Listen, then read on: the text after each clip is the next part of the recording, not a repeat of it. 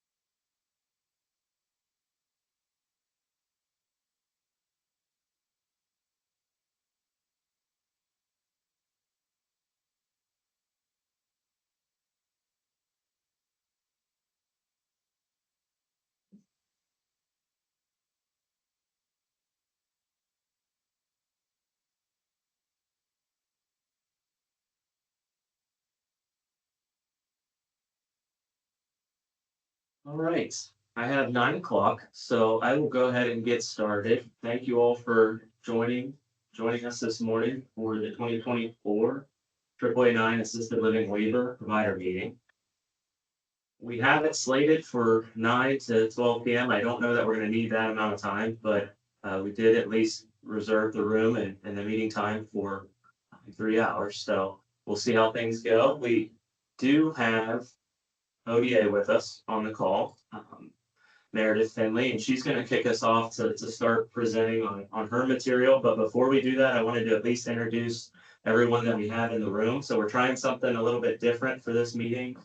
We are presenting in person in our third floor conference room because the majority of the people that registered to attend virtually. So bear with us. Hopefully this goes over smooth.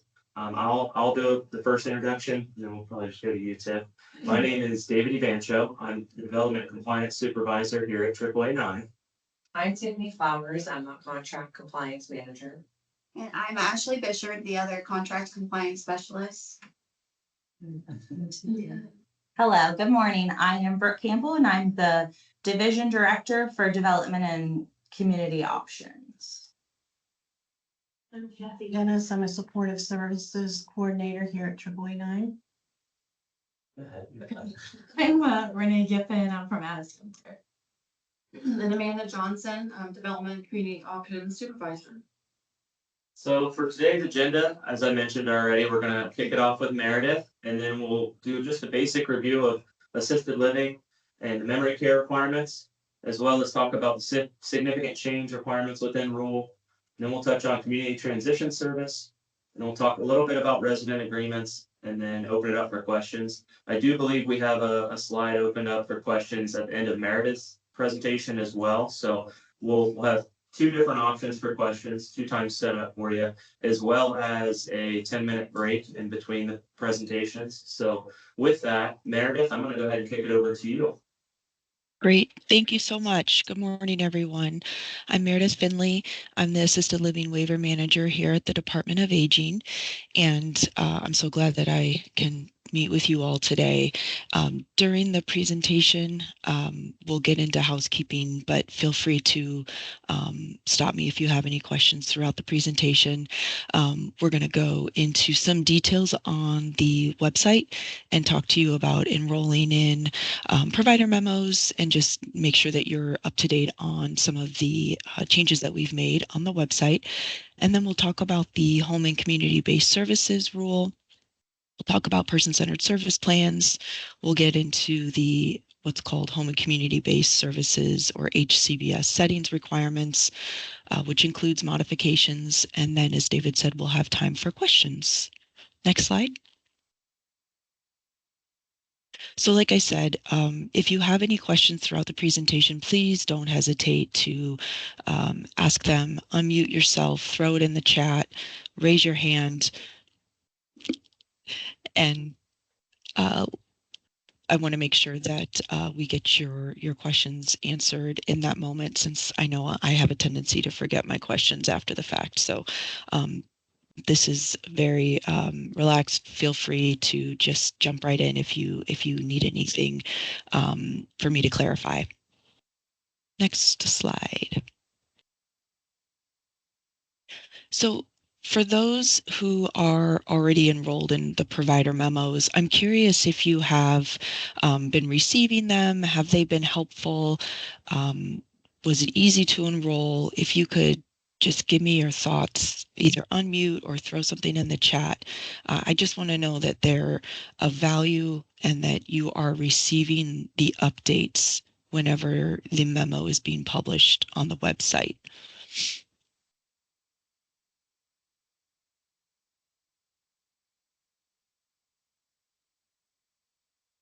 And if you haven't been receiving provider memos, that's okay. We're going to talk to you about how you can enroll in the provider memos. These are really crucial for updates that come from the Department of Aging or new guidance. And so to get to the provider memos page, on the bottom left, I'm sorry, bottom right corner, you see our website, aging.ohio.gov. And when you get to our homepage, you'll see the panel at the top, and you'll select the where that red arrow is for agencies and service providers. And when you select on that, it'll bring you to the page that you see on the screen here. And then you will see on the panel to the left, provider memos. Next slide, please. And so to subscribe to the provider memos, when you land on this screen, you will click that visit the subscribe page where that red arrow is pointing. And you can come to this page and see all of the previous provider memos that have been published. You'll be able to, once again, when you're on that subscribe page, you'll be able to select the types of memos that you want to receive. There's one specifically for assisted living, and we recommend that you get that done as soon as possible. You'll see here on the screen that there is a provider memo on HCBS settings for providers. So we just recently published a training on HCBS settings, and the link to that training is on this website for the provider memo. And yes, the slide deck will be shared following the presentation, Brooke, to answer your question.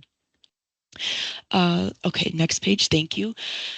Another area on the website that we are just in the very early stages of developing is the supporting providers. So again, if you're on the homepage and the top panel on the screen, you select for agency and service providers, and the panel on the left, supporting providers. When you visit this screen, we are going to create a more robust resource page for all providers. So I just want to draw your attention to the fact that this is a new section on the website. You see here on the screen that there is an ODA YouTube channel, and I encourage you, when you have time, to visit that. There are a lot of videos that have been pre-recorded.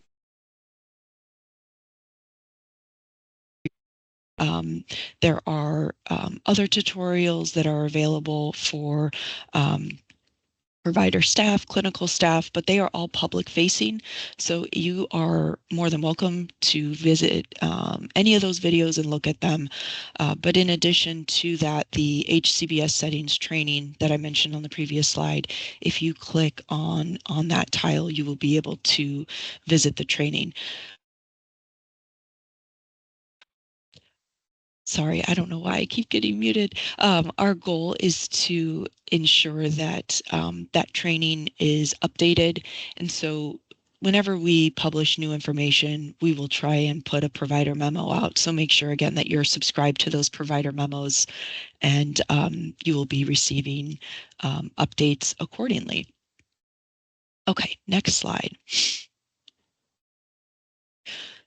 I am going to put these links in here so that you have them. But again, you will be getting the slide deck after the fact, but I just want to make sure you have these now. If you are interested in looking at them, these are the links that are on the slide. Just bear with me one more. Okay.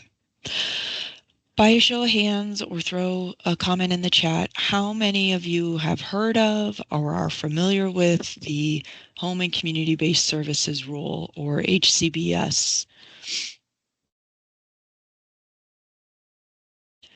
All right, Abby, thank you. Okay. I hope that all of you actually have heard of it by now.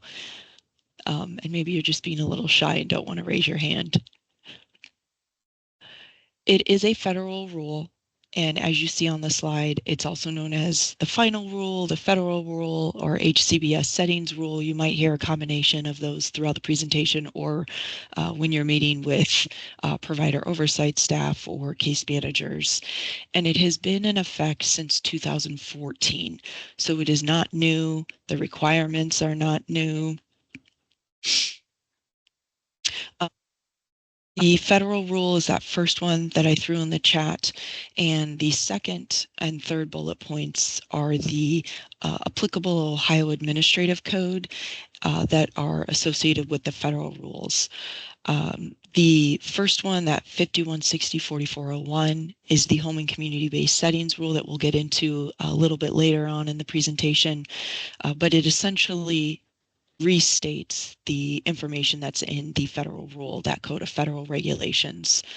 The person-centered planning is that 5160-4402, and it talks about what is required for the process of person-centered planning, what needs to be contained in the plan, and then how often it needs to be monitored.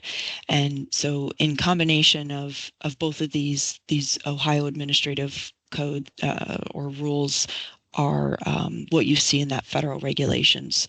So if you are not familiar with the rule, this is where the language is contained in terms of practice and what we expect for policies, procedures, staff training, what case managers are going to be doing. That's what we'll get into throughout the presentation. So next slide, thank you. Just a visual, I wanted to ensure that you understood that at the core of this rule, the spirit of the rule or the intent of the rule is that individuals are given rights whenever they are receiving services with Medicaid dollars, and that those rights are protected federally, also through the state, and that individual rights come along with person-centered planning, and that there are certain service qualities and characteristics that you, the providers, are mandated federally to provide to individuals receiving the services. So this is just another way to explain what is in the rule, and just keep this visual in mind as we're going through the presentation today. Next slide. Okay, so like we said earlier, the person-centered service plans, the rule requires there to be very specific components that go into the process of person-centered planning. And this is where the case managers really take the lead in setting up the components that you see here on the screen. This is not all inclusive. I tried to pull some things that are important, but again, the rule does contain all of the requirements of this process. When a person-centered plan is being developed, one of the things that is important is that it includes all of the people that are chosen by the individual. So the individual is leading the process where appropriate, where capable, and it also gives the right to the individual to choose which family members, which support individuals, which friends to assist in developing of the person-centered plan. The case manager is responsible for providing all of the necessary information and support to ensure that the individual is directing the process. They are the one in the lead, or the what's another word to use?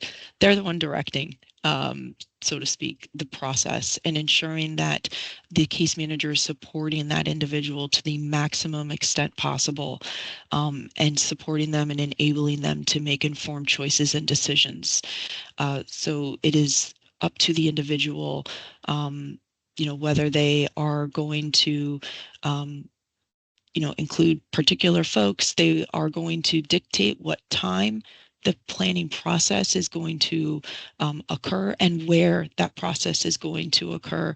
So it's to be done at the convenience of the individual, not of the provider, not of the doctor, not of the case manager. Everybody needs to meet at the time and place of the individual. Any planning process needs to reflect cultural considerations. That's really important, particularly for providers that are serving individuals who may be of Somali descent. For example, we have a big population of Somalis in Columbus, and so case managers must ensure that all cultural considerations, where appropriate and applicable, are reflected in the discussion, just in the talking, the process planning.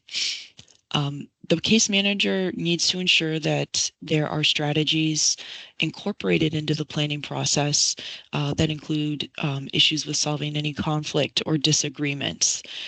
If the individual has a particular strategy that they prefer in having conversations that may conflict with a loved one or a provider, for example, the case manager needs to make sure that they're including that in their process. Informed choices, so making sure that the individual is aware and is offered of all of the choices that are available to them, and that includes the services and supports that they will be receiving and who they are receiving those services and supports from. Next slide, thank you. The next thing is that the plan itself has to include very specific components. Again, this is not all inclusive. I tried to include things that we often get questions about. And so right off the bat at the top, IDing the setting is chosen by the individual. So when it comes to assisted living facilities, the person-centered service plan must reflect that that location where individuals are going to be receiving services was chosen by the individual, and that the plan states at ABC setting, for example. The next, excuse me, the next thing is that the plan has to report and reflect the strengths and preferences of the individual. So for example, you might see on the person-centered service plan that you get from the case manager when it's finalized that the individual enjoys being alone. The individual thrives when they are in a group setting, or the preference is that the individual doesn't like to be bothered from midnight to 6 a.m. Their preferences for how they want to live their life are identified and documented in the plan. Similarly, that the plan reflects clinical and support needs. So if the individual needs assistance with medication administration, if the individual needs redirection or reminders to get up in the morning or prompts to get dressed, those specific things would need to be reflected in the care plan as well. Specific goals and desired outcomes. So maybe it's an individual who does want to eventually walk with a walker versus being in a wheelchair. The person-centered service plan would have a goal of receiving physical therapy, and eventually their desired outcome is to be independently walking with a walker and not utilizing a wheelchair. Those specific goals and desired outcomes would be specifically reflected in the care plan. Again, services and supports. So maybe the individual is receiving physical therapy 2 times a week, maybe at the facility or outside in the community at a physical therapy office. Those services and supports would be reflected in the care plan. And then the last one on here is risk factors that address any concerns that may arise, as well as the backup plans. So in the event that if a resident is is using a family member to transport them to and from medical appointments, if that individual can no longer provide that service for their loved one, then what is the backup plan? That the facility will work with the individual to coordinate transportation, for example. There's so many variations to all of these things, but I just want to point out that there are very specific items that the person-centered service plan must include, and the case manager's job is to ensure that it includes all of those things. So if you get a care plan, a person-centered service plan that is missing some of these components, please make sure that you contact the case manager and work with them to ensure that it gets updated and that you get a new copy. Next slide, please.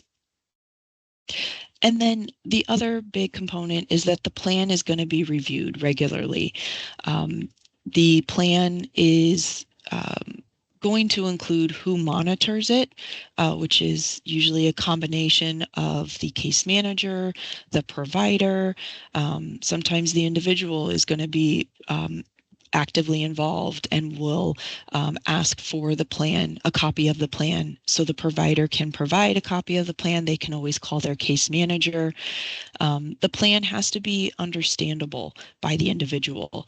So I know you don't see that on here, but it was something else that I wanted to include, that they understand it in plain language and that it is written in a manner that is accessible to the person, as well as anybody that the person receiving the service requests for them to have a copy of the plan. Both the individual and the provider have to provide consent to the plan. So as a provider, you have a responsibility for reviewing the person-centered service plan. Whenever you receive it, you're required to sign it, and that ensures that you agree to everything that's on that plan.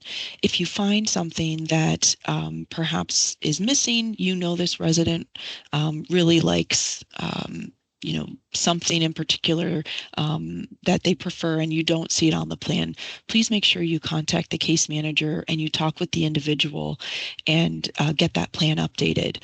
On the other hand, if you see something that's on the plan that your facility, for one reason or another, will not be able to meet that need, talk with the individual and talk with the case manager to figure out maybe an alternative, or make sure that there wasn't a miscommunication on the expectations of the services that you are being asked to provide.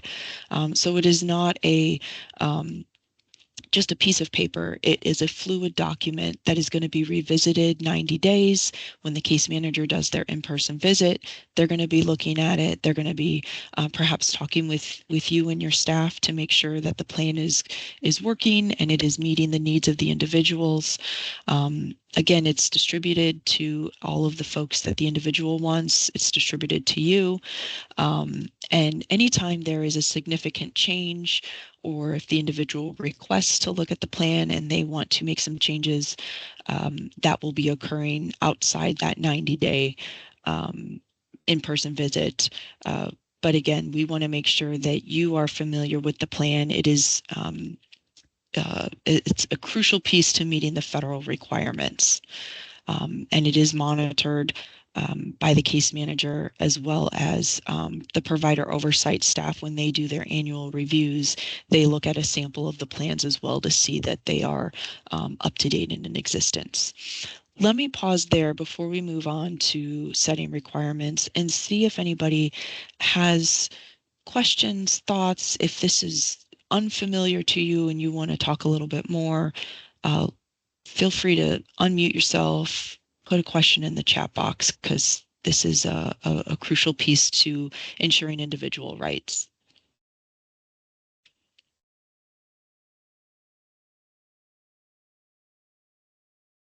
Okay, hearing none, seeing none, we can move on to the next slide. Okay, so getting into HCBS setting requirements, the checklist, actually, let me pull that up here. I'm gonna throw this in the chat. Hopefully you can get it. This is a checklist that was developed by, oh, thank you so much.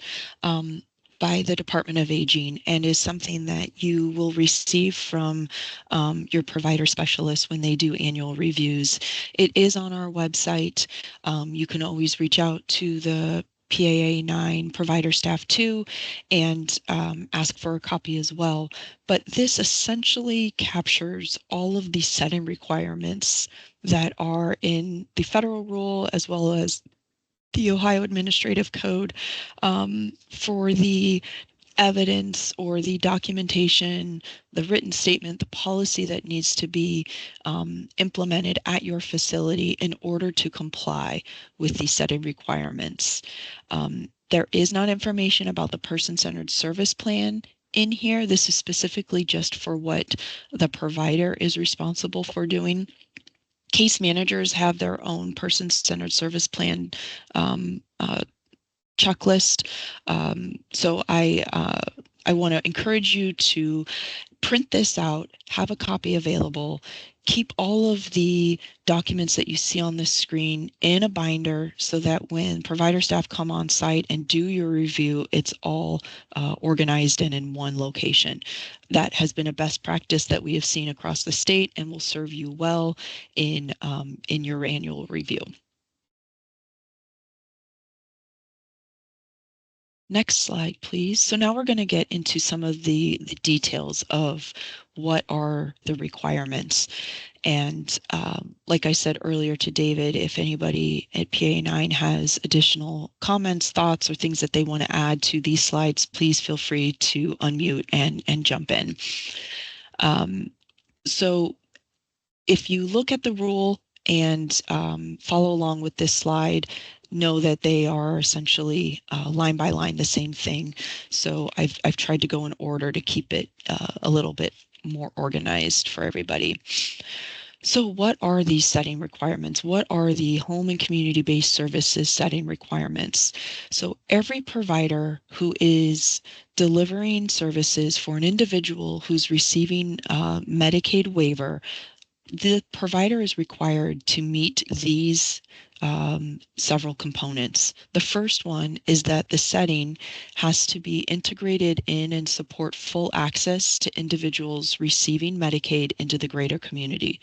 Back in 2014, after years and years and decades of advocacy by the aging and disability groups, they were seeing that individuals who were private pay were getting more access out into the community, and that individuals who were not, who are receiving Medicaid dollars, were having their rights restricted. And the facilities were putting these rights restrictions in place just by nature of who those folks were. And so the federal government back in 2014 again developed this rule to protect individuals from not having their rights restricted. And so what that looks like now is that individuals who are, sorry, I gotta get the light back on. Maybe not. Individuals who were receiving Medicaid waiver would be able to leave the community where they were receiving services and go out and work, go out and volunteer. And so one of your responsibilities as a provider is to ensure that your staff never prohibit an individual from wanting to seek that opportunity, that you have policies in place to support individuals who may want to work out in the facility, outside of the facility. So what that might look like is having a policy that encourages individuals to schedule transportation to their, maybe they work at the local library once a week.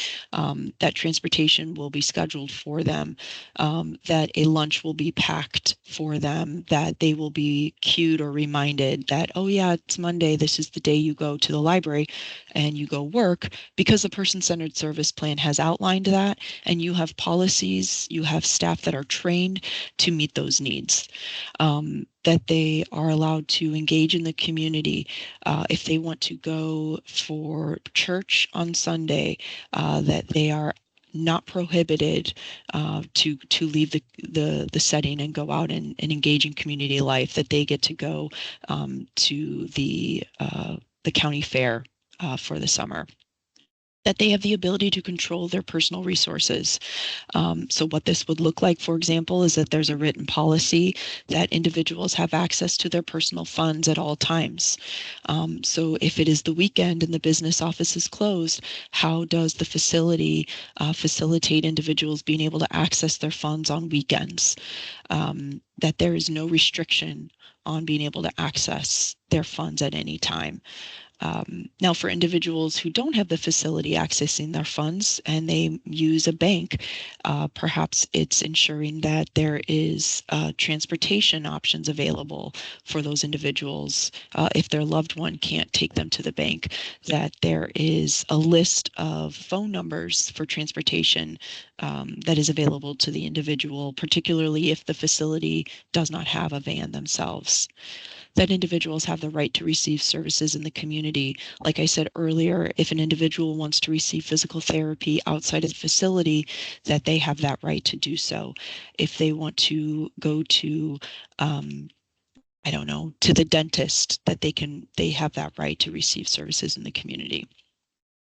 Next slide.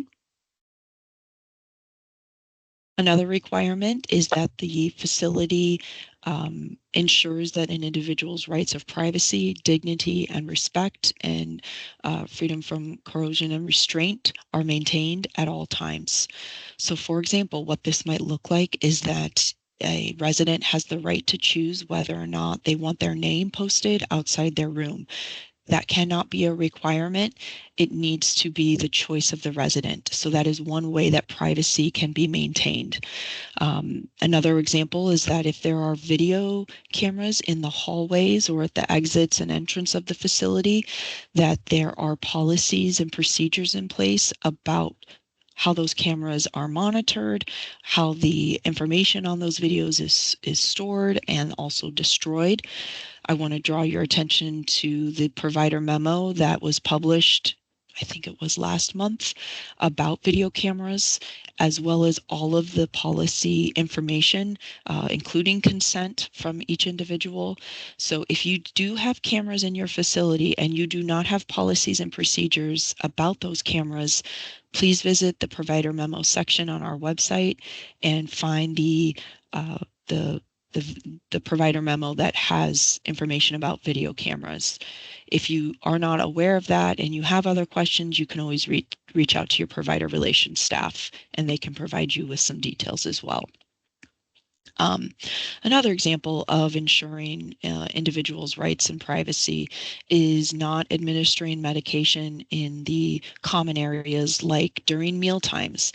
Individuals, if they choose to have their medication administered during meal times, then that is something that needs to be reflected in their person-centered service plan, and that they are essentially waiving that right to receive their medications in a common area.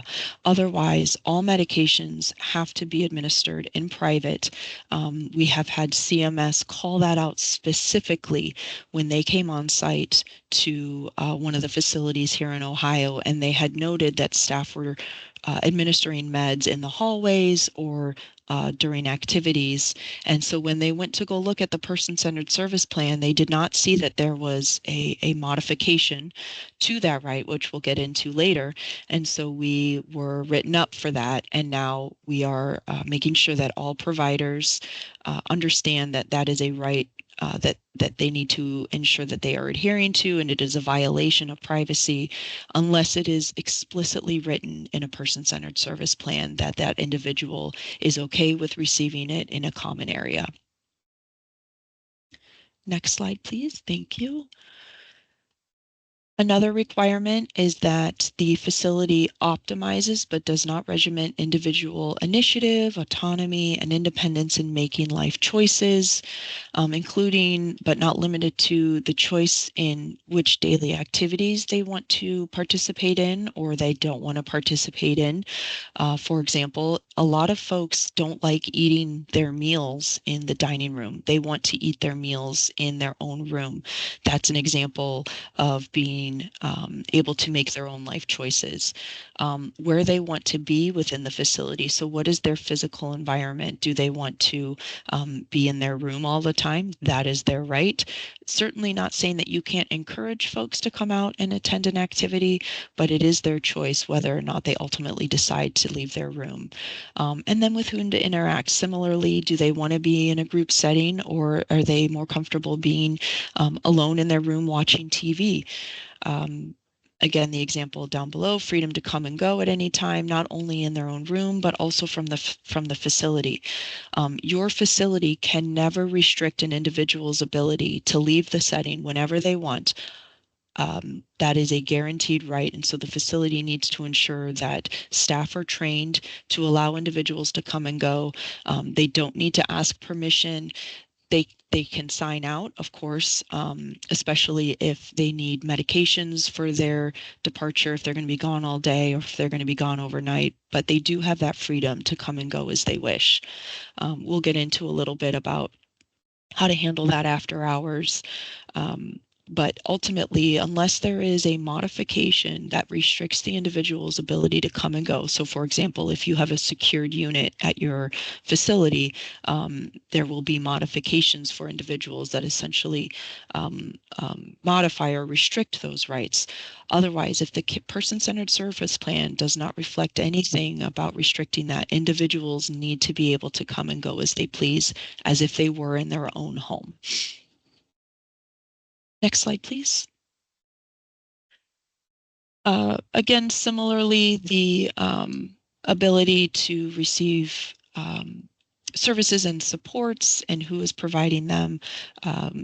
Again, person-centered service plans will reflect this, but essentially what this is saying is that if you are a facility that has in-house physical therapy, occupational therapy, speech therapy, hospice, pharmacy, etc., that the individual is not forced to use the services that are at the facility, that they have the choice to receive services from any entity outside of your building. Pharmacy is a common one. Doctors, again, if the individual wants to use the physician in their community that they've seen already for years, that they have that right to see that physician, that they are not forced to use the pharmacy that you have already a contract with, that you have a contract with only 2 hospice agencies, but this individual wants to receive hospice from another entity, they have that right to do so.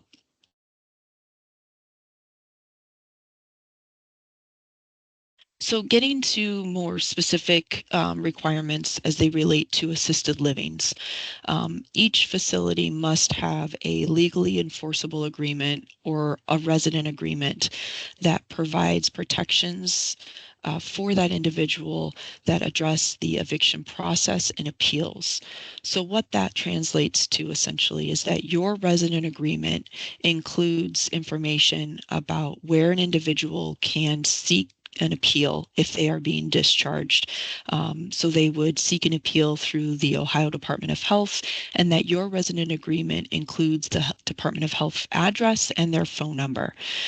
It must also include information about their regional ombudsman or even the state ombudsman. So make sure that you have information where the individual is going to be able to an appeal a discharge notice, and that is a right that is within the federal regulations as well as in the Ohio Revised Code resident rights. So when I've gone on site, I want to note that a few of these state ombudsman resident agreements have included outdated address information. Wants to have a key to their living unit has a key. There must be policies and procedures in place that include that level of detail that says that every individual will be given a key to their room, but also that only appropriate staff have access to those master keys. So the key policy also needs to include which specific staff, not necessarily their names, but their role. So every charge nurse, every maintenance, every administrator will have a master key key and under the circumstances that they are allowed to use that key. That checklist that we shared earlier includes that detail. So if you forget what the policy needs to include, reference that checklist, because the policy needs to include, for example, that staff are trained on when to use the master key. For example, the master key is at the nurse's station, and you need to ask permission to use the master key. That only under these particular emergencies will a master key be used. We've had some facilities across the state that don't have locks on their doors, and so we have told staff, the administrator, that you need to invest in locks because it is a violation of federal requirement. So make sure that every individual has a lock on their door. If they don't have a lock on their door, there must be a justified reason. And again, we'll get into modifications later, a modification that limits that right to an individual. We see that a lot on secured units where individuals may not may not have that right available to them, but that's because there are a specific need that is justified in the person-centered service plan that means that that right has been restricted. Otherwise, there cannot be any door without a lock unless there is a justified modification in the person-centered service plan. Next, any individual that is sharing a room, they have a choice in that roommate. There are other requirements that are included with anybody who's going to have a roommate, and that there has to be a pre-established relationship. It has to be authorized by the case manager. So just make sure that if you are going to have an individual with a roommate, that you talk with the individual about the additional criteria that are required for that with the case manager as well. The resident agreement also needs to include that they have the right to furnish and decorate their living unit as they please. Now, that's not to say that you can't put particular restrictions like that the furniture needs to fit into their room and not have any not block the exit. For example, that you don't want anybody putting nails in there unless you have maintenance assist. Of course, you can include those details, but ultimately that they have the right to bring in their own artwork, bring in their own furnishings, decorate their room as they see fit. The resident agreement needs to state that. Freedom and support to control their own schedules. So we've talked about this already, that if the individual wants to sleep in until 10 a.m., that they have that right, that staff are not getting them up, and that they have to follow a particular schedule. If the individual is not feeling well, then perhaps the staff knew to save their breakfast tray because they knew that they were going to sleep in and they would want their pancakes, their cereal, etc., when they finally did wake up for the day. Again, that they are not required to attend a particular activity at the setting. You can encourage, but that nobody is ever required or forced to get out of their room and attend an activity. If they want to go have lunch with their loved one, they can go do that at their own free will. Again, there's a lot of overlap in these requirements, but I'm just trying to provide as many examples as possible so that you're familiar with all of the individual rights that are applicable. Next slide, please. Having food available at all times. So what this means is that individuals are allowed to keep food in their own living unit. It also means that staff are not restricting food for an individual, that snacks are available, hydration stations are available 24/7. Now, it's not to say that you can't keep snacks behind the nurse's station. It's encouraged that snacks are available within reach for every resident at any time, and that, for example, if you have one resident who likes to hoard snacks, and so because of that, you are going to hide the snacks, that could be perceived as everybody else's rights being restricted because of that one resident. So what we suggest you do is find ways for that one resident to have their needs met without negatively impacting the rest of the residents. Problem solving with that resident, asking for input from other residents, working with that case manager to determine how we can support that individual and their unique needs without having to take that right away from everybody else. So in an ideal state, you have the hydration station available around the clock. You have those snacks available around the clock. And if you're finding that that's not working because one individual is taking all of the snacks, then problem solve, work with the case manager, call your provider relations staff and find a way to come to a solution that doesn't negatively impact everybody else. Next slide, please. Thank you. Again, visitors coming and going as they see fit. There should never be a restriction on visitation. It is allowed 24/7. Your policies and procedures need to reflect that. Individuals should be able to receive visitors wherever they want in the facility. So that means they could meet in their room, they can meet in a common area, they can meet outside. Making sure that staff are aware that individuals can visit at any time. Now, that's not to say that you don't have policies and procedures that talk about having the doors locked at 10 a.m. I'm sorry, 10 p.m. and they open at 6 a.m. Your policy and procedure can say that. But what it can't say is that visitors are not allowed after the hours of 10 p.m. until 6 a.m.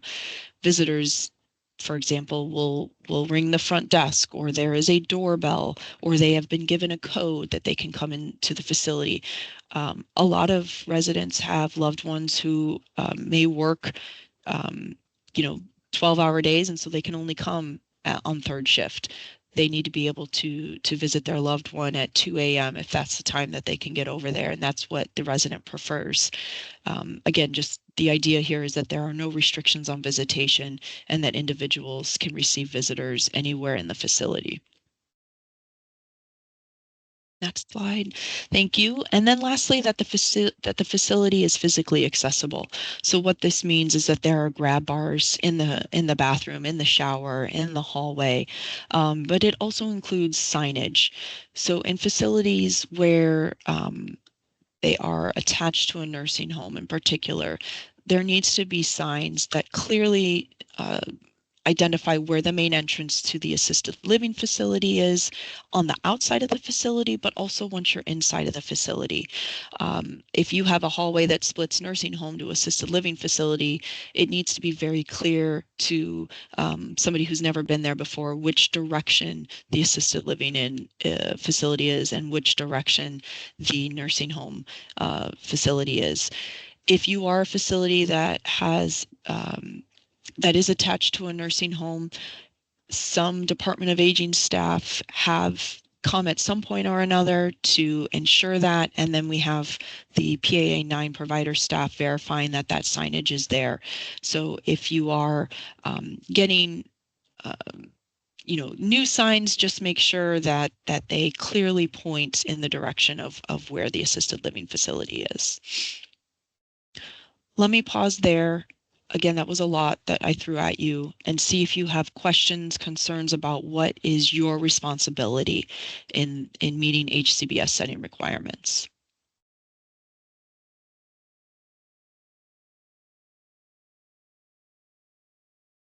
Okay, not seeing any, that's okay. Let's move on to modifications. We spoke about modifications throughout this presentation, and there is a short video that I think articulates it in a really easy to understand way. So let's go ahead and watch the video. Oh, I'm not hearing it. Is everybody else hearing it? You might have to reshare. Sometimes when you share your screen, if you don't select that volume.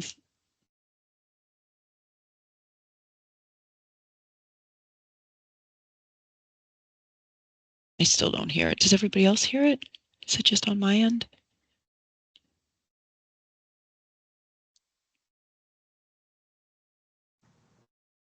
I cannot hear it either. Okay. David, when you go to share content, can you make sure it says in... It might take them longer There to we get go. in and help me. So the staff at my apartment suggested a rights Can you start it over? A Yeah, rights understood. modification. Thank you. No worries. Olivia, the health for There we go.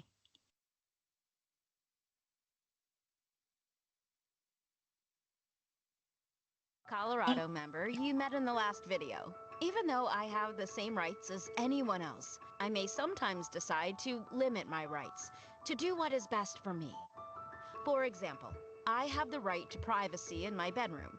Usually, that would mean I could lock my bedroom door. But the staff where I live and my doctor were worried about that because sometimes I have seizures. If I lock my door at night when I go to bed and I have a seizure, it might take them longer to get in and help me. So the staff at my apartment suggested a rights modification. A rights modification is a limit on one of your rights. In my case, the limit is that I do not lock my bedroom door. It is up to me whether to limit my rights. If you have a guardian, it might be up to them. Here is how I made my decision. First, I thought about the risks that my doctor and staff were worried about. If I don't get help right away during a seizure, I could get hurt. I might even have to go to the hospital. That has happened to me before. Next, I thought about other ways I have tried to stay safe. I tried a medication that stopped my seizures for a few years, but now the seizures are back, and we don't know of any other medication that will work as well. I thought about how not being able to lock my door at night would affect my life. I would have less privacy because I could not lock people out, but I would still have some privacy because I could still shut the door. My housemates and staff would always have to knock and wait for me to say, "Come in," except if it sounded like I was having a seizure. My case manager explained that I didn't have to agree to keep my door unlocked. She carefully reviewed some paperwork with me, and we talked about it. I still wasn't ready to decide, though.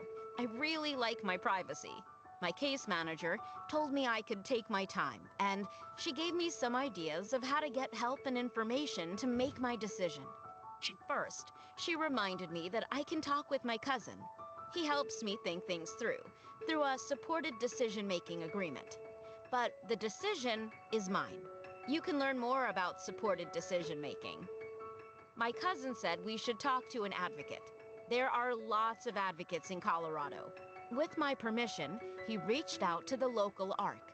They helped me understand my rights, and they can help you too. They can also help you protect your rights.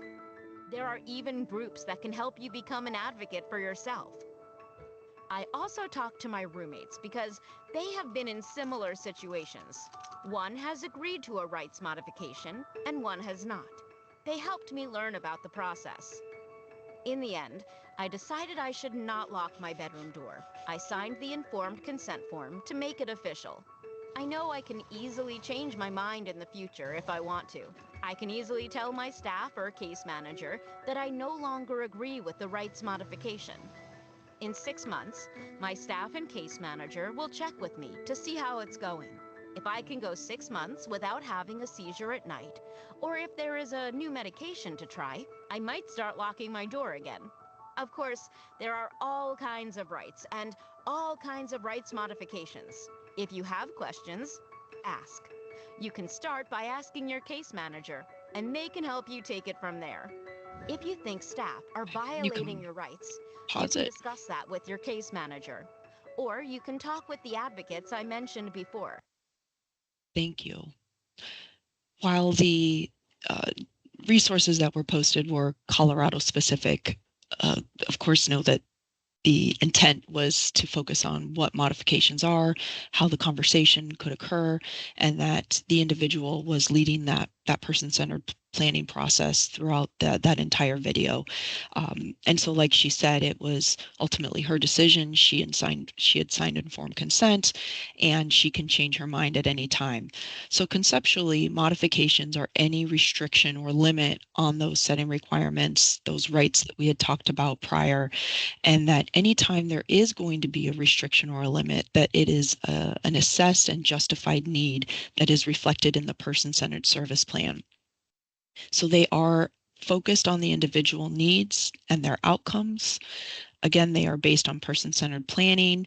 They are evaluated with the individual regularly, and they are both for individuals on the passport and the assisted living waiver. They are not focused on system outcomes. They cannot be generalized approaches or assumptions. So similarly to the example that we talked about with having access to food at all times, what would happen if the facility limited access to food for everybody because of one person, that would be a generalized approach that is going to limit or restrict everybody else's right to having food access 24/7. Another thing is that the restriction does not exist forever. Now, I'm not saying that there can't be conditions or situations that don't require ongoing modifications, but essentially the person-centered service plan cannot state this will exist for the life of the individual. It has to be regularly revisited, and we'll go into a little bit of detail in the next few slides. So for example, what might a modification look like? So resident agreement, it might be a situation where the resident agreement needs to be modified where an individual cannot furnish and decorate their living unit. Perhaps the individual came from their own apartment in their community, and they have a history of bed bugs.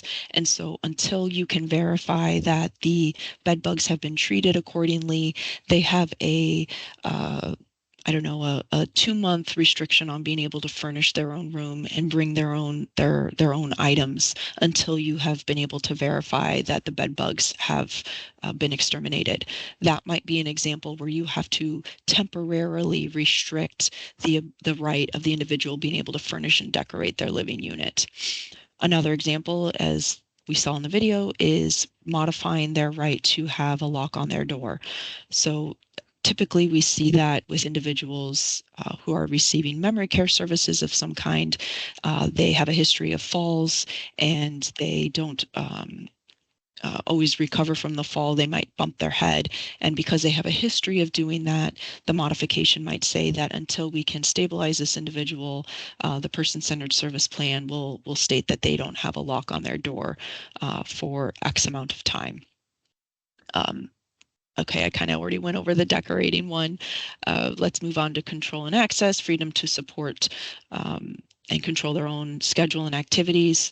Perhaps there's an individual who has a history of drug abuse, and their doctor has said that we need to temporarily put a modification in place due to some issue related to substance abuse, substance use disorder, or addiction. And so they decide that the individual decides that they're in agreement with having staff support their restriction on being able to come and go as they please. Same thing with visitors. If you have a visitor who is causing commotion at 2 a.m. and the individual is in agreement that we want to restrict that right for that individual temporarily, that might be another example. These are not all inclusive. Everything has to be person-centered, and make sure that the individual is receiving the person-centered planning process that we went over earlier. Next slide, please. When the case manager is developing a modification, they have to meet these 8 requirements. So please double check that if your individual is on a modification, that these requirements are documented. Case managers have been trained on this. The provider relations staff have been trained on this too, but there are 8 requirements that the plan has to reflect, and it has to include these 4 as well as the next 4 on the following slide. Again, it includes informed consent, that the individual has to agree to it, and there has to be a specific assessed need. There has to be a clear description of the reason why the modification is in existence, that the established timeframes. So, for example, in the video, they talked about how the resident is going to revisit this in 6 months if she hasn't had a history. The the modification has to reflect the time period that it will be revisited.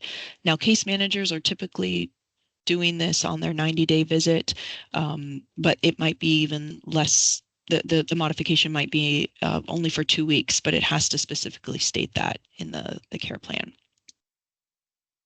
Next slide.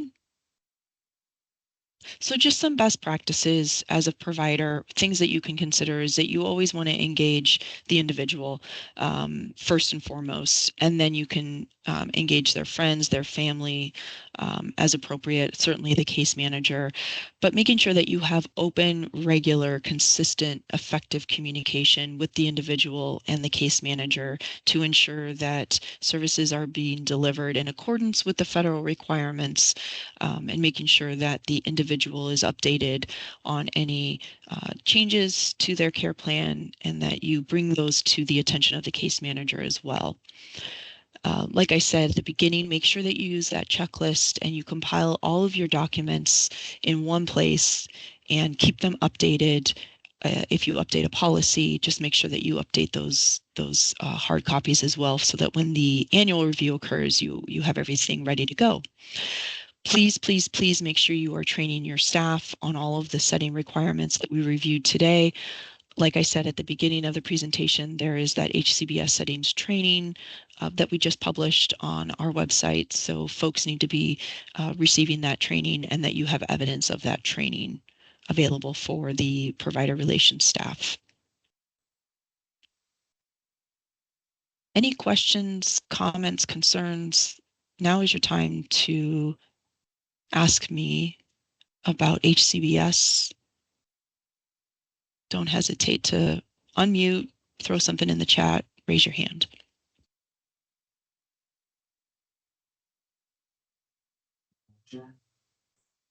Okay, well, I will be on the rest of the meeting, so if you do think of something, let me know at the end. Otherwise, I will pass it back to David. Thank you. Thank you, Meredith. Appreciate it. At this time, I think we're going to go ahead and take a 10-minute break before we jump into the AAA9 portion of the presentation. So I have exactly 10 o'clock. So we'll get started at 10:10. Thank you.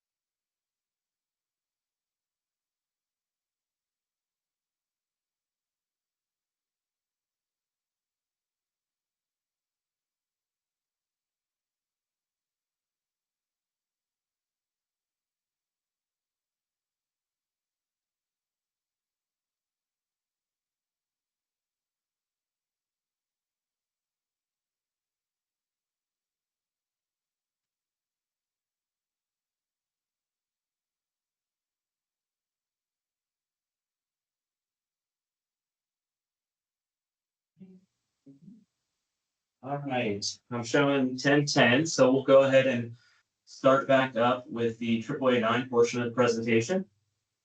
Before we do that, actually, I would like to ask our providers to unmute, state your name and agency that you're with. If you don't have the ability to unmute, could you at least please put that in the chat section of the meeting?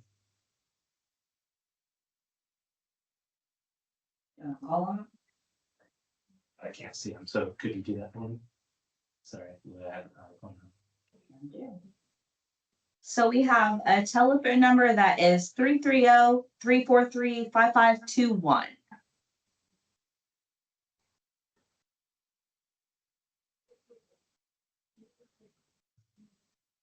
That's New Dawn Rehab. Thank you. We have another telephone that is 330-627-7070.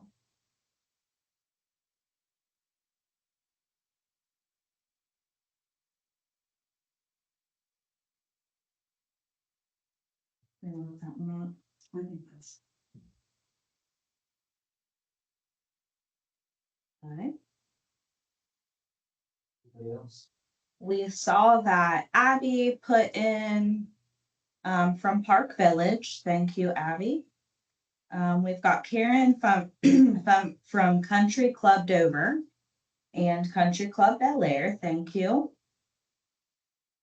We have Leslie and Yvette from New Dawn. Mike and Marcy from Park Village. Chelsea from Country Club Dover. And Betsy and Retta from Windsorwood.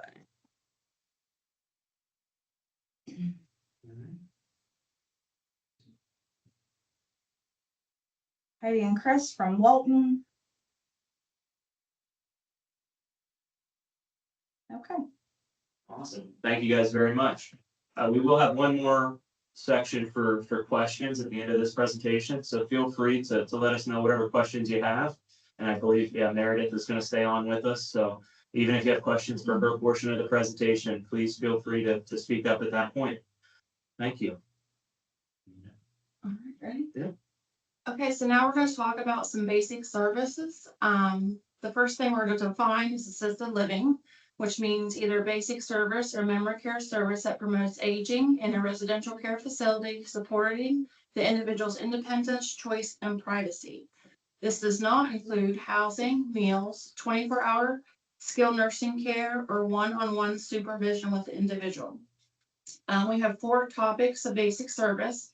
We're going to touch base on personal care, nursing, coordinating 3 meals per day and snacks, and coordinating social recreational activities.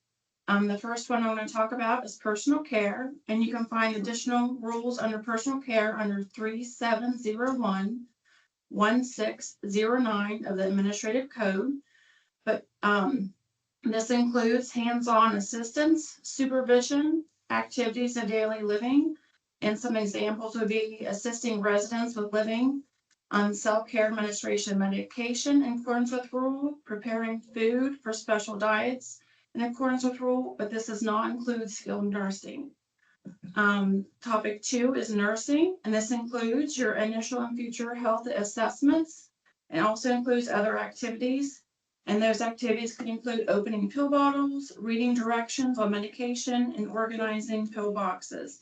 And you can find more information about those rules under 3701-1608 and 09. Number 3, coordinating 3 meals per day and snacks. This will go over types of meals and specific requirements for including dietary services and therapeutic diets. You can find more about that rule under 3701-1610. And lastly, there's coordinating of social, recreational, and leisure activities. Some examples would include things for life enrichment, helping with finances, and will address pets and laundry. You can learn more about this rule under 3701-1611. There are two types of services. One is basic services and the other one is basic services and memory care, which David is going to discuss now.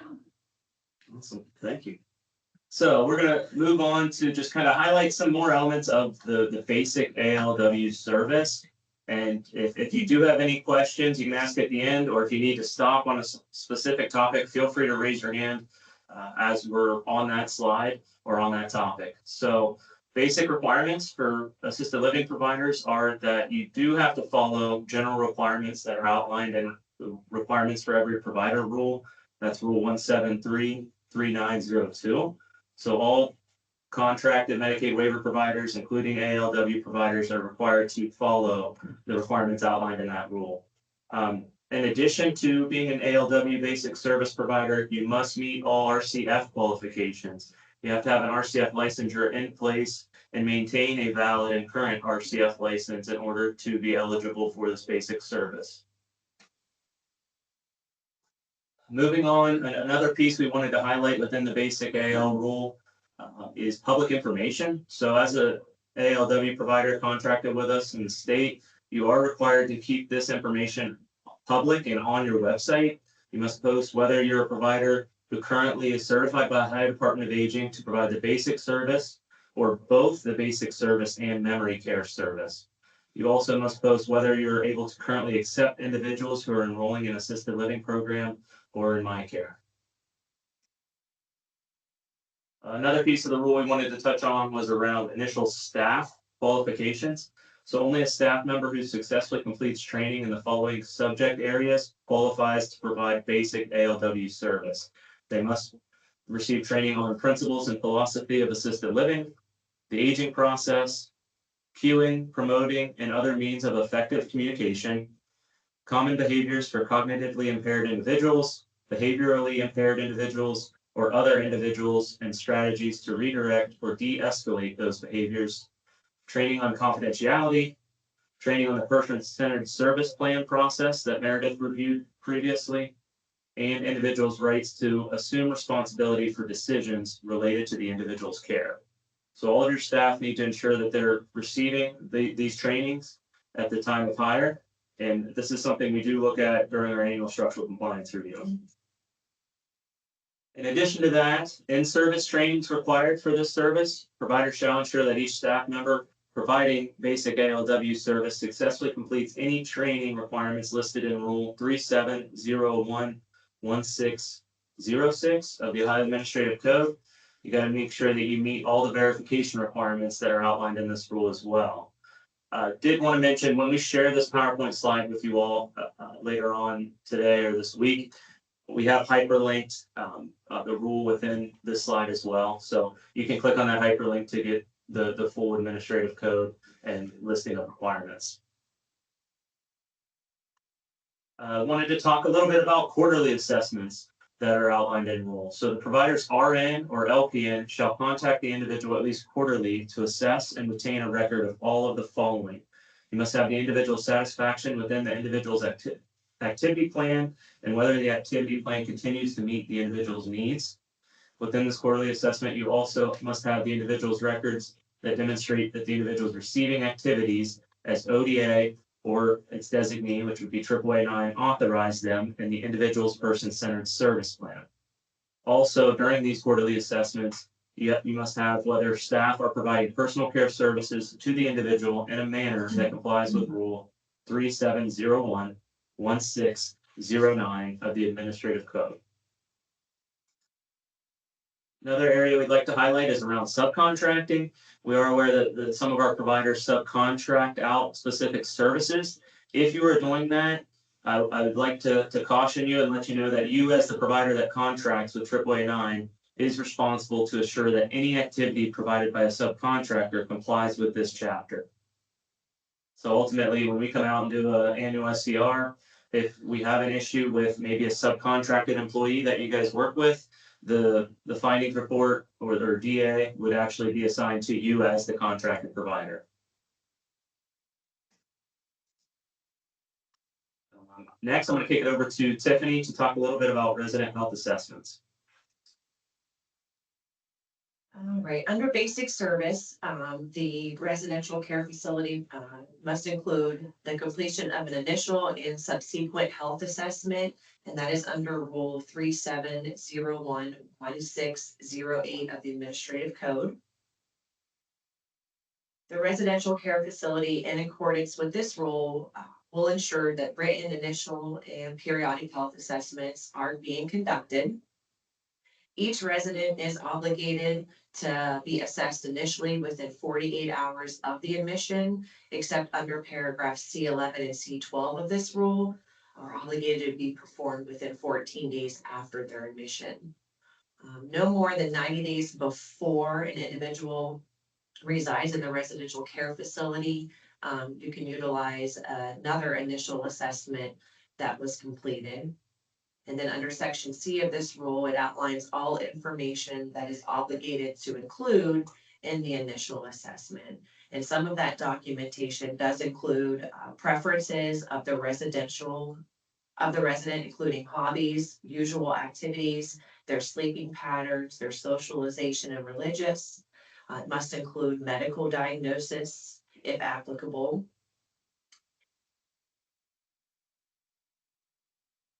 Psychological and intellectual disabilities and developmental diagnosis histories, if applicable. Must include health history and physical, including cognitive functioning and sensory and physical impairments and the risk of falls. Prescription medications, which also include over-the-counter medications and dietary supplements. Nutrition and dietary needs, including any food allergies and intolerances, or any need for adaptive equipment, any needs for assistance or supervision of meals, their height, their weight, history of weight changes, a functional assessment that evaluates how the resident performs their activities of daily living and instrumental activities of daily living, type of care or services, including the amount, the frequency, duration of skilled nursing care if the resident needs that determined by a licensed healthcare professional, a determination by a physician or other licensed healthcare professional working within their scope of practice as to whether or not the resident is capable of self-administering medications. It needs to include if skilled care is provided to the resident by staff members, a determination by a physician or other licensed healthcare professional working within their scope of practice of whether the resident's personal care needs have been affected by the skilled nursing care needs, other than the administration of medication or supervision of special diets, and whether any changes are necessary in the manner personal care services are provided. The individual conducting the assessment is obligated to establish the extent, if any, of the changes necessary. If skilled nursing care is provided to the resident's attending physician or other licensed healthcare professional working within their scope will sign orders documenting the need for skilled nursing care, including specific procedures to be used, the amount, the frequency, and duration. If the resident has been determined to have medical, psychological, or developmental impairment, the assessment is obligated to include a plan for addressing the resident's assessed needs. This isn't scrolling down. And now we're going to move on to the next slide. Subsequent health assessments to the initial assessment. The resident care facility will assess each individual's health at least annually. The annual assessment has to be performed within 30 days of the anniversary date of the resident's last health assessment. This section also describes all elements that must be included in the assessment.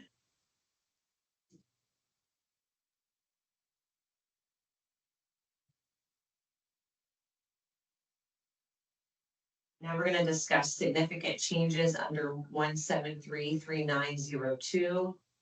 Significant changes must be reported to ODA or its designee no later than 1 business day after the provider is aware of the significant change. And these are some examples that must be reported. If the provider does not provide an authorized service at the time or for the period of time authorized by ODA's designee, if the individual moves to another address, the individual's repeated refusal of services, any incident that is subject to the incident reporting in Rule 51604405 of the Administrative Code, and any other significant change in the individual's physical, mental, or emotional status, or the individual's environment that affects the individual's service needs or safety. We also want to just pass on a reminder. I know our AAA9 case managers do provide our ALW facilities with a list of when to contact the case manager.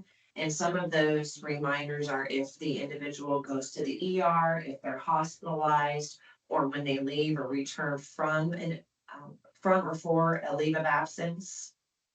If the individual falls or if they obtain any injuries, if the individual should happen to move out or give a 30-day notice, if their condition changes or they have any severe behaviors occurring, if they happen to move from one section of the home to another, needs additional services which you are unable to provide the individual, if their financial status changes, if you receive a notice from Ohio or from Department of Job and Family Services, if the individual does not receive the medical card, or if the individual becomes eligible for Medicare.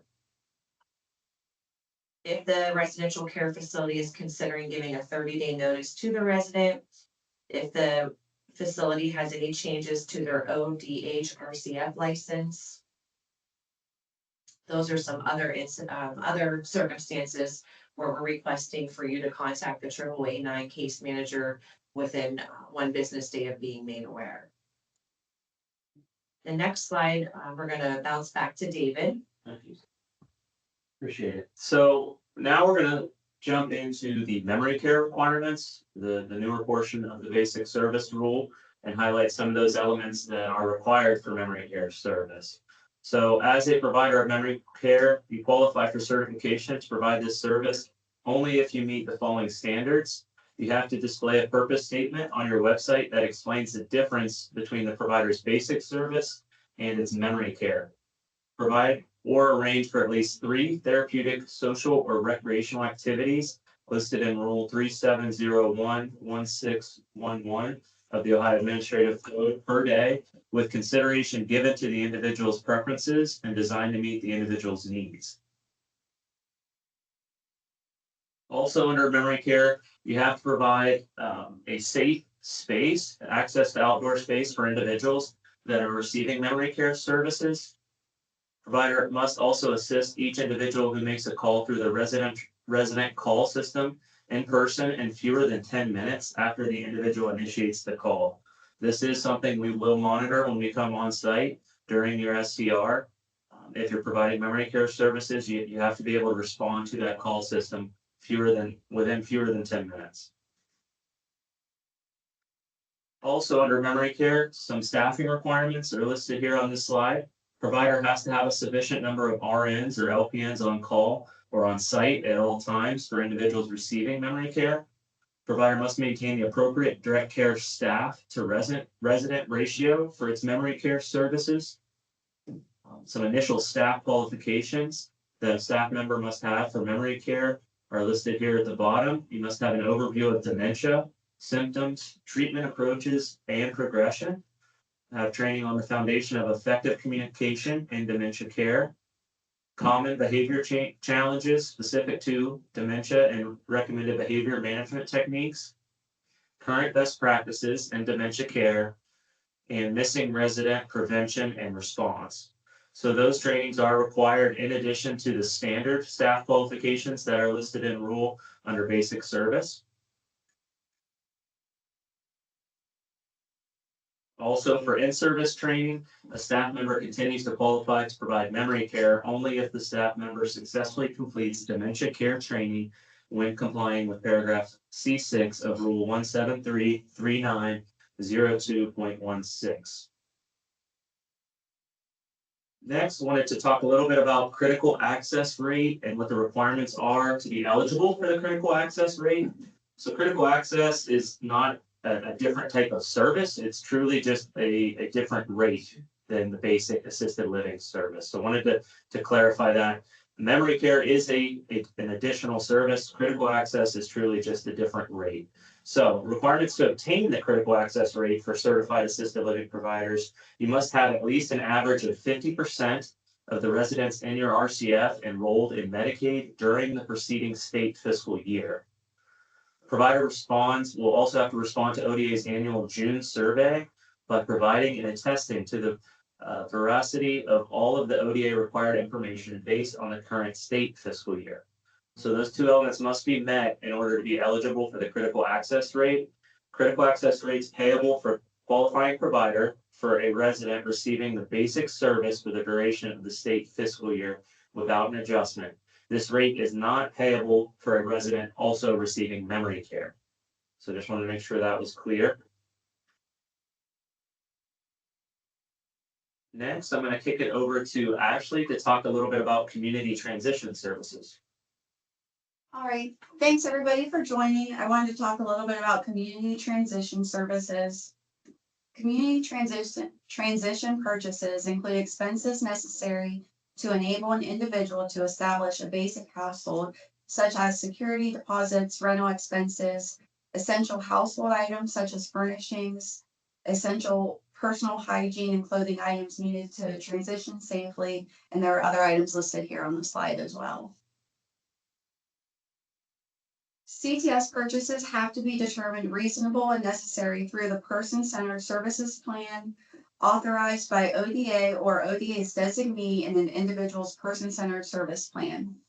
CTS can only occur if no other person, including the facility, has a legal or contractual responsibility to fund the expense, and if family, neighbors, friends, or community resources are unavailable to fund the expense.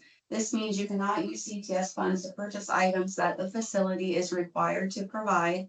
This also means that the facility cannot have family members purchasing items and then reimburse the family member after they are reimbursed by AAA9.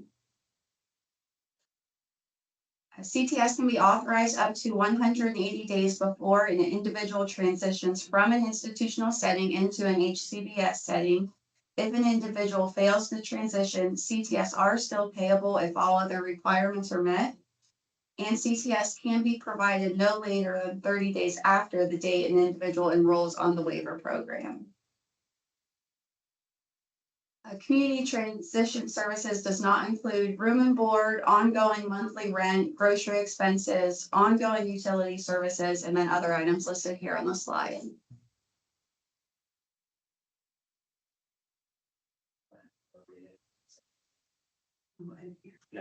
Okay. CTS can only be used one time per individual per waiver enrollment, and also cannot exceed $2,000 per individual per waiver program enrollment.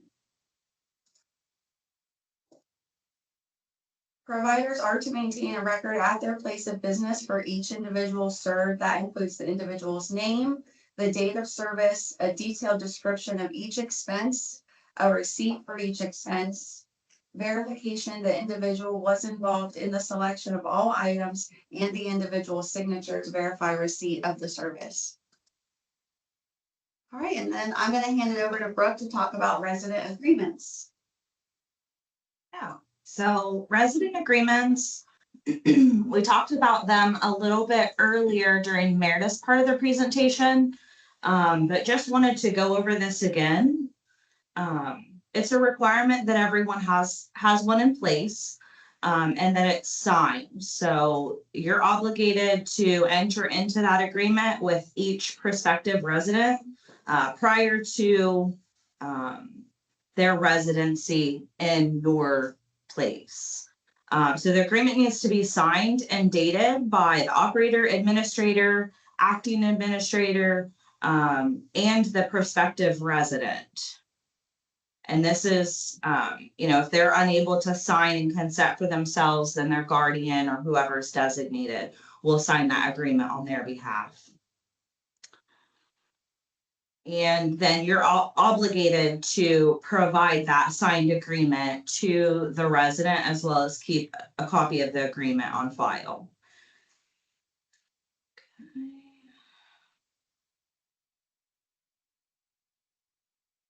And this is your opportunity to put any information in the resident agreement that you would want. So if there are certain things that you're going to provide, certain things that you're not going to provide, certain, any kind of variances, you're going to put that in here so that when you do sign it and they sign it, it's a binding agreement that everyone's on the same page with. Questions about the resident agreement? And then this is our opportunity for questions in general. So if you guys have, want to raise your hand, want to put anything in the chat, we can kind of leave it open for a minute to go through anything.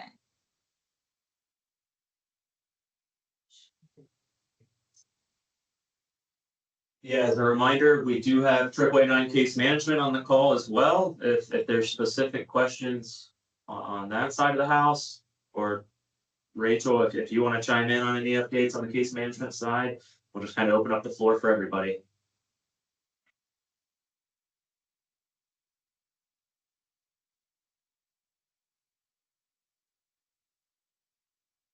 Seeing anything in the chat?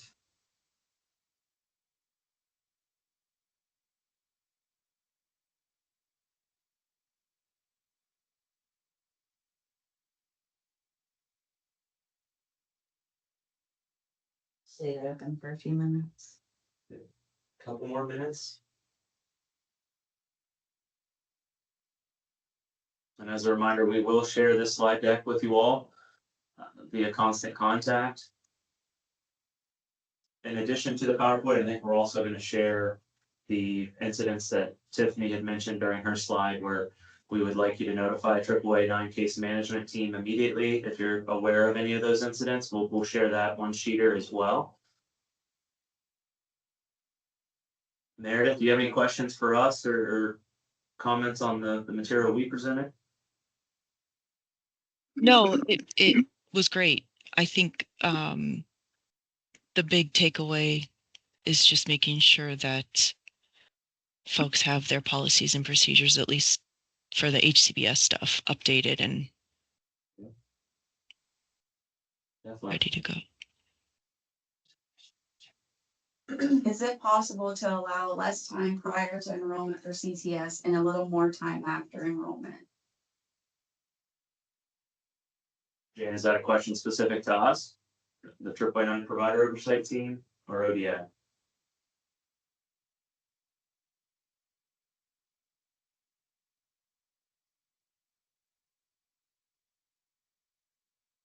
I mean, if it's my take, we're gonna have to follow the timelines outlined in rule. We're not gonna really be able to stray away from that at this time.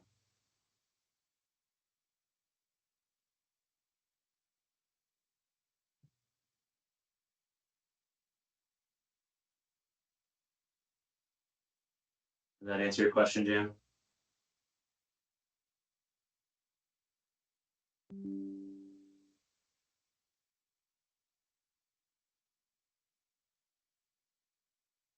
Yeah, thank you. Any other questions? This is Rachel. I just wanted to say if any of the facilities is having a difficult time with the resident paying their monthly room and board rate, if you would please get a hold of the case manager quickly as soon as you know that there's a problem before it bounds up for a lot of money after several months, so we can determine what is the issue and we can get some clarification done and get the issue resolved. Yes, thank you, Rachel.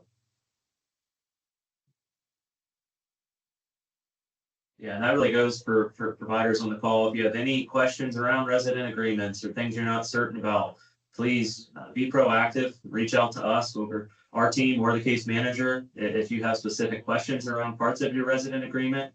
And we would happily work with you on that and be proactive so that we can address any of those situations prior to something happening that we might not be sure about. So again, just feel free to reach out to us and ask us any questions you might have. Not seeing anything else in the chat. I do actually have a question. And this is probably Meredith would be the one that would be able to help me with this. And David, this is Dawn. You and I have talked about this in the past, but it has come up again in our community. In terms of transportation, we are dealing with a circumstance. Our local public transportation seat is requiring that we sign a contract to use their services, which I don't have an issue with signing a contract, but the issue is the stipulations within the contract. Meredith, I'm wondering if you can help me. One of the specifics of the contract indicates that we as staff have to call and make the appointments for the transportation. The individuals cannot do that themselves.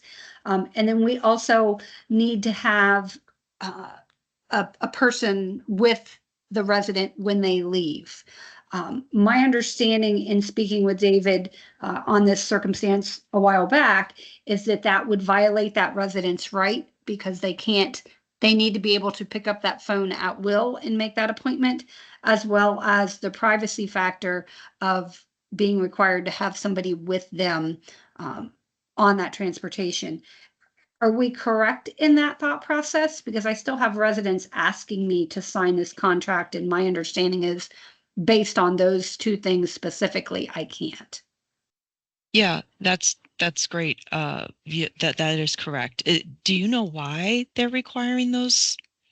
I think I think there's a couple of pieces involved in it. They've had, because they talk about cognitive abilities. I've had drivers through this company tell me before that they've had people call for appointments and they've come and picked them up, and then they've gotten them out somewhere, and it's very apparent that the individual is not cognitively able to be safely out by themselves. And they don't want that liability, which I absolutely understand. And I think another part of it, and I think that is, again, has been mentioned to me by some of the drivers, is individuals are calling and making these appointments. And I honestly have a resident in my building that has done this a lot. She will call and set up appointments for transportation, and then she'll change the doctor's appointment or wherever it was that she was going, and she won't call and cancel the transportation. So they're sending people out to pick up residents who are then not going. So I think those are two of the big circumstances. And then the other piece, like it's noted here in their contract, is the concern with residents. The residents are required to pay for the transportation, and their concern is that that individual, if they are in fact on Medicaid, part of that payment is to be, it involves the transportation. So then if they are being paid by that resident, then it's essentially double dipping the expenses, if that makes sense.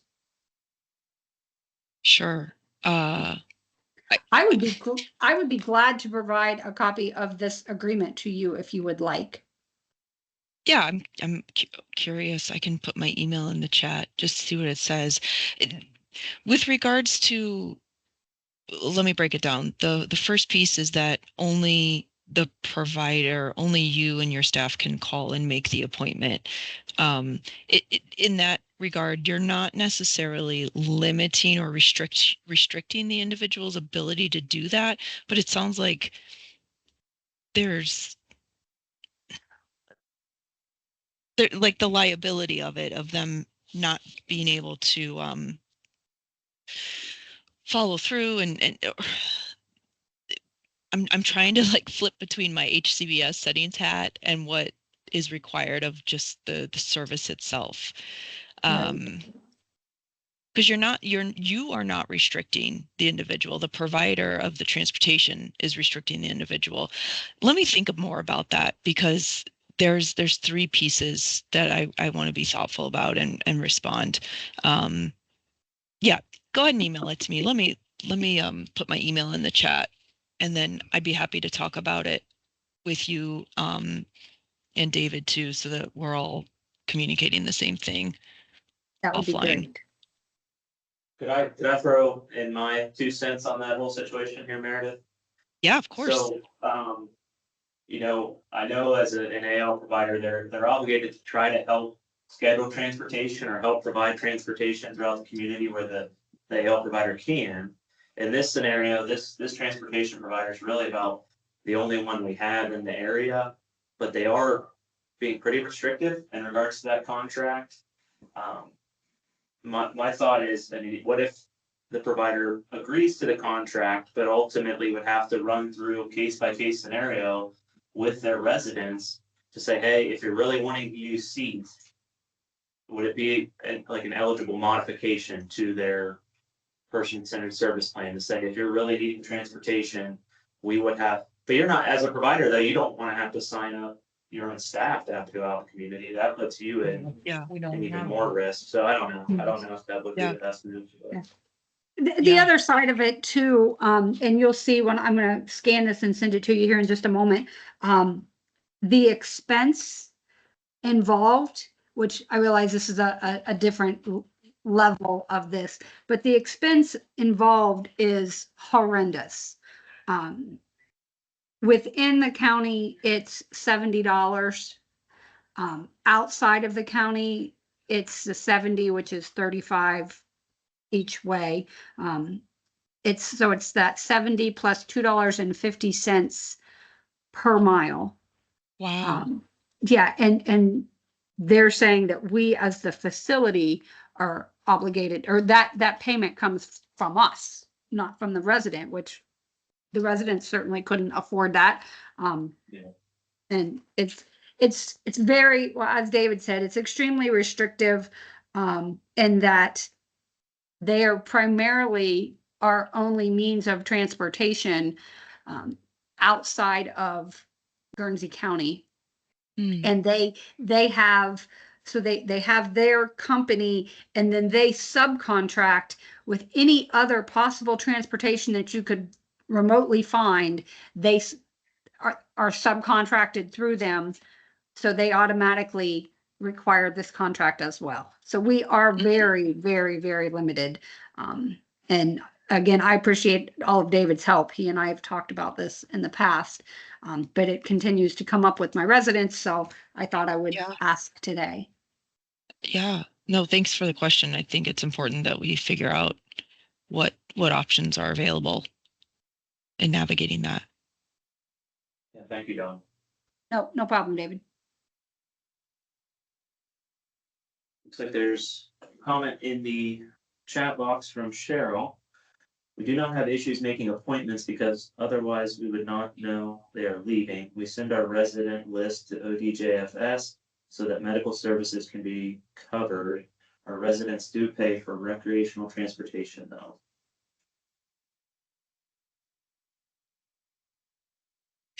I do want to say that it's acceptable to require residents to sign out that they're leaving, versus having to tell a staff member. So if they can't find a staff member, we do have some facilities that do ask that residents sign out so that they can keep track of it that way.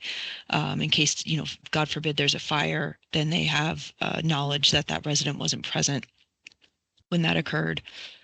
So we're not saying that you can't ask them to still tell you in one manner or another. It's just that you can't prevent them from leaving. Thank you, Meredith.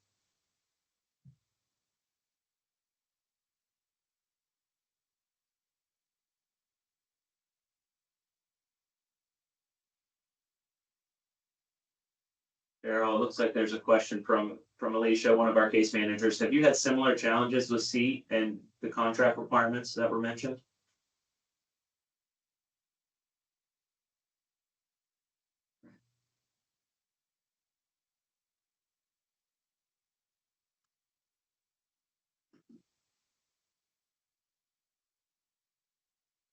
Yes. Thank you, Cheryl.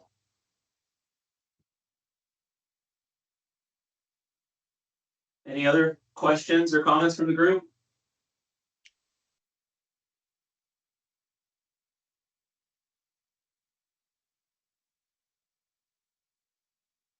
Not seeing any in the chat, so we have finished up a little bit early. Looks like we're gonna give you about an hour of your time back. But if you do think of any questions, feel free to shoot them over to our provider relations at AAA9.org email, and we'll be sure to address them for you.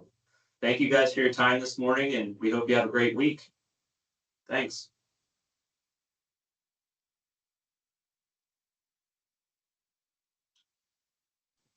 Thank you.